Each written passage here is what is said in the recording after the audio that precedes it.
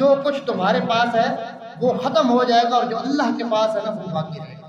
اللہ کے پاس میرے لیے، آپ کے لیے، امت مسلمہ کے لیے آخرت ہے، جنت ہے، اس کے لیے ہم کتنی کوشش کرتے ہیں۔ قرآن پاک میں کتنی تاکید آئی ہے نماز کی، اور سب سے زیادہ سستی بھی ہم نماز ہی میں کرتے ہیں۔ حالانکہ نماز باقی احکامات پہ عمل کرنے کا ایک ذریعہ ہے۔ آپ دیکھیں نا، آپ صبح اٹھتے ہیں، اب رب کے سامنے ہاتھ باندھ کے کھڑے ہو جائیں، اب ظہر کو کھڑے ہو جائیں، آپ عصر کو، مغرب کو، عشاء کو رب کے سامنے آئیں اور ہاتھ باندھ کے کھڑے ہو جائیں۔ یہ نماز ہے، ان الصلاۃ تنہی عن الفحشاء والمنکر، یہ نماز بے حیائی سے اور ہر برے کام سے آپ کو روکتی ہے۔ یہ پارہ نمبر 21 شروع ہو رہا ہے۔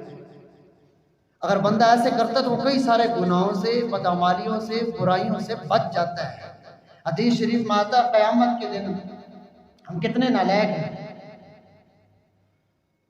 آج اگر بچہ سکول کی کسی سبجیکٹ میں، مضمون میں فیل ہو جاتا ہے، سارا گھر اسے سر پہ اٹھا لیتا، تو فیل ہو گیا، ٹیوشن لگوا کے دی تھی، مستقل تیری ٹیوشن تھی، تجھے گھر میں پڑھاتے تھے، پورا سال تو نے پڑھا، کیوں فیل ہو گیا؟ پورا سال پڑھا نہیں تھا؟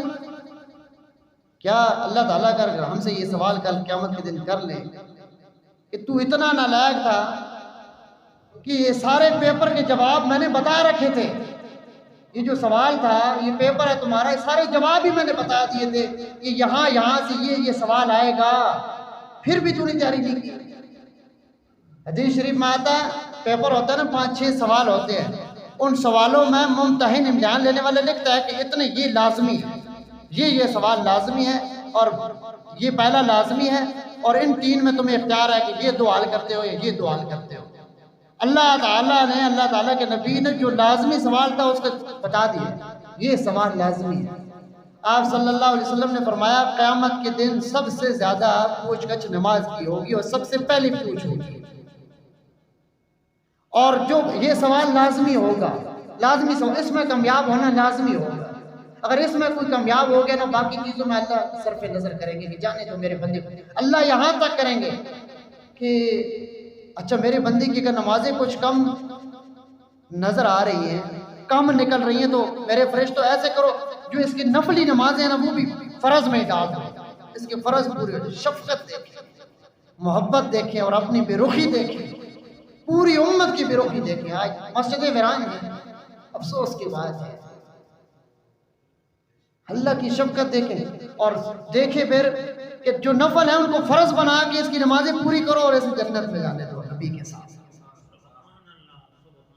اور پھر اب المیہ یہ ہے، ہمارے نفل کہاں سے نکلیں گے؟ ہم تو المیہ یہ ہے کہ ہم نے فرض ہی کبھی نہیں پڑھے، روح کانپ جاتی ہے، مسجد کی حالت ظاہر دیکھیں تو صحیح۔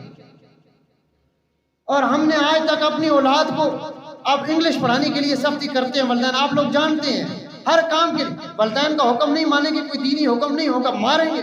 میں نے کہا تیری جرت تو نے نہیں مانا، ابھی بچہ ہی تو یہ کر رہا ہے، نکل جا میرے گھر سے، تیرے لیے یہ خرچہ نہیں ہے، وہ خرچہ نہیں ہے، میں یہ کر دوں گا، وہ کر دوں گا۔ آج تک کبھی گھر میں کسی نے بچے کو کہا ہے کہ تو میرے رب کی مخالف جائے گا، اس قرآن کے مخالف جائے گا تو تیرا میرا رشتہ کوئی نہیں ہے؟ بلکہ جہاں والدین سست ہیں وہاں اولادیں بھی سست ہیں، جہاں اولادوں کو توجہ نہیں ہے وہاں والدین کو بھی توجہ نہیں۔ کبھی نماز نہیں پڑھی، کوئی پرواہ نہیں ہے کہ ہماری زندگی میں نماز جیسا اہم فریضہ، بنیادی ارکان میں سے پہلا رکن ہے نماز، یہ ہماری زندگی سے سرے سے ہی نکل چکی ہے، کوئی پرواہ نہیں ہے۔ ہم کیسے کامیاب ہوں گے؟